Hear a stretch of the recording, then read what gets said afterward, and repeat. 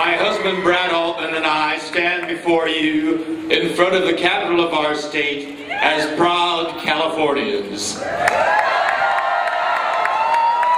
Brad was born in Arizona, but he spent most of his life here in California. And my family's roots go deep into the soil of California. My grandparents came to this country and to California as immigrants from Japan. My father's father came to San Francisco. My grandparents on my mother's side came here to Sacramento and farmed in Florida. My mother was born here in Sacramento. My father was a San Franciscan. I was born in Los Angeles. We love California. California has... Yes, you're all Californians here. California has nurtured me, educated me, and given me opportunities I never dreamed of. We love the state of California. But we also know the dark chapters of California's history. My mother as a child had to go to a racially segregated school. But after a long struggle, racial segregation in school in California was abolished. That was about a century ago. A little bit more than a half century ago, this Capitol building here resonated with the ugly words of hate and hysteria. Pearl Harbor was bombed, and Americans of Japanese ancestry were seen with suspicion and hatred. My family and I, together with 120,000 other Japanese Americans, were rounded up and imprisoned in barbed wire internment camps. But those barbed wire fences too were torn down.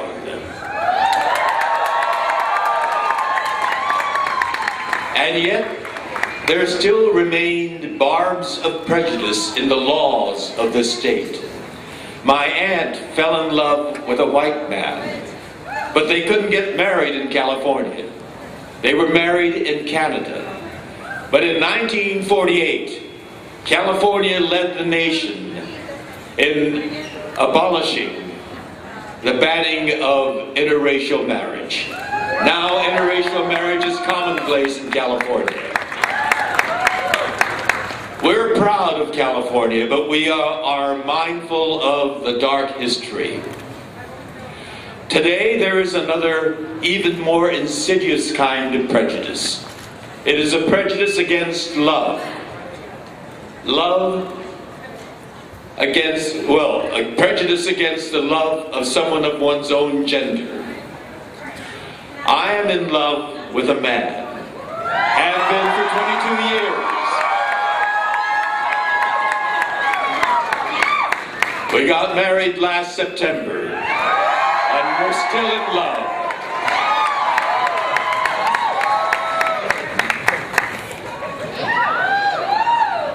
Our opponents, those that supported Proposition 8, cite their religious belief as their rationale for opposing our marriage. We respect their right to their beliefs, but they must understand that California is a diverse state, not just racially and culturally, but religiously. There are many religions, many faiths in California.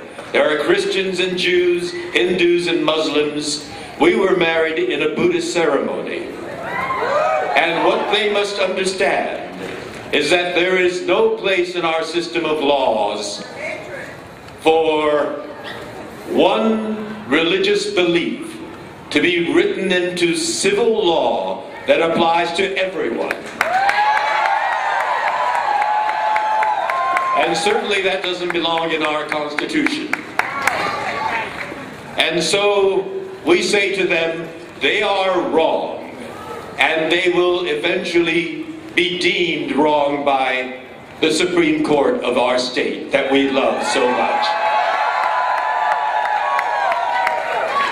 The history of our state has always been the ideals of our democracy constantly pressing forward.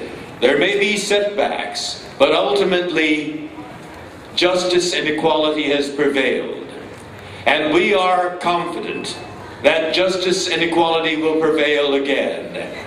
We stand before you as confident Californians and proud to be Californians and confident that justice and equality will prevail and marriage will be a fundamental right for all people, including gays and lesbians. We will prevail.